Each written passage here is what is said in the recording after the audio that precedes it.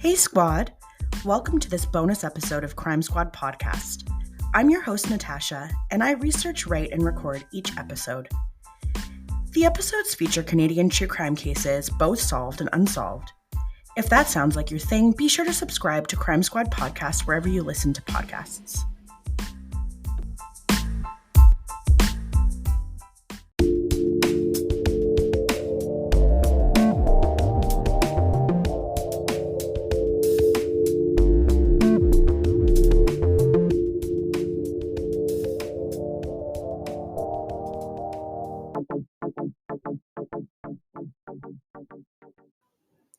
Malcolm Ripley was part of a Crime Squad podcast special series called The Devil's Playground.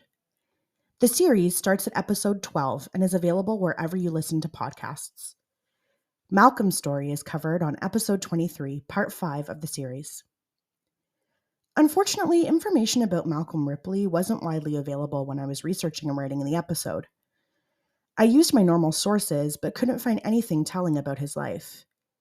Anything to bring to light the person he was in life aside from the reasons he was incarcerated at EMDC.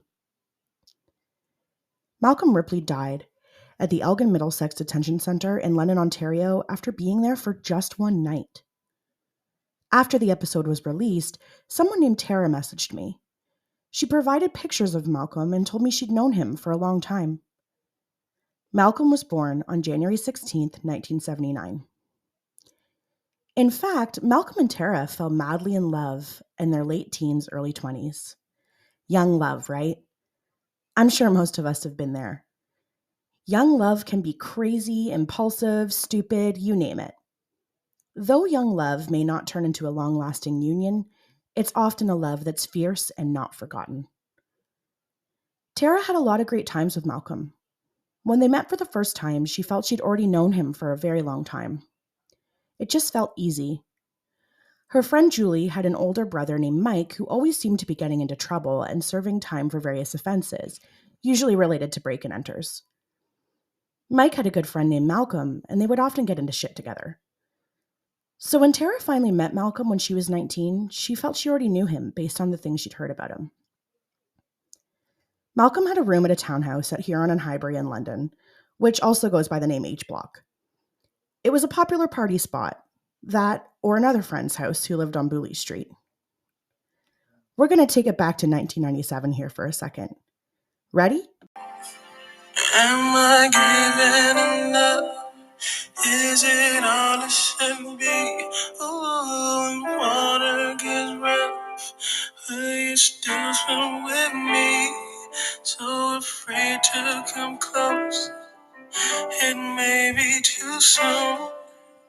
It may be too much for you to consume. And I wanna know if I can live inside your world. Some of you will know the song, but for those of you that don't, it's called Say It by the R&B group Voices of Theory.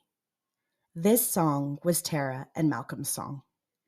And when they were partying and it would come on the TV, I would assume much music, Tara would excitedly yell for Malcolm to come dance with her.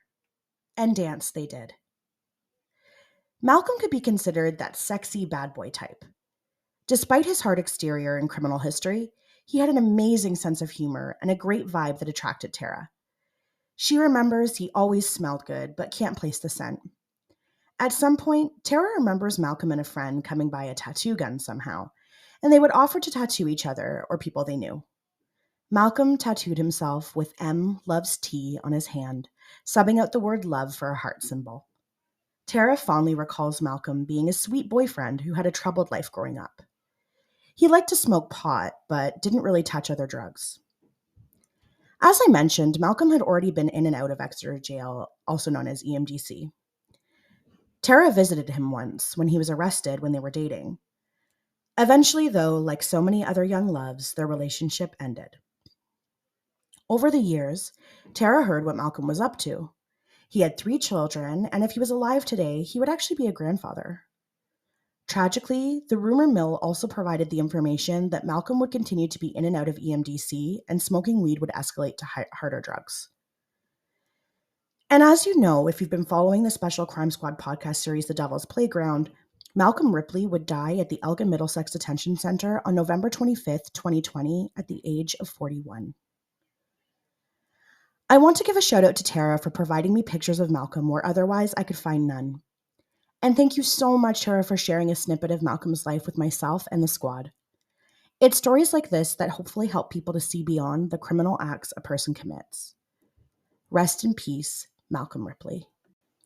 If you have a story you want to share about someone I've covered in one of my cases, or even if you have a suggestion on a case you want me to look into, please don't hesitate to reach out. You can email me at crimesquadpodcast@gmail.com, DM me on TikTok or Instagram, username @crimesquadpod, or reach out via Facebook Messenger or on YouTube by searching Crime Squad Podcast. I really do read and respond to all the communication you send. I have another episode coming for you soon, likely next week, about a case in Sault Ste. Marie, Canada. So be sure to stay tuned for that. Also, be sure to subscribe to YouTube, TikTok, Instagram, Facebook, and wherever you listen to podcasts. I would love it if you could leave a rating or review too. It helps get the podcast out there to new audiences. Okay, squad, that's a wrap. Remember, stay safe and be kind to each other.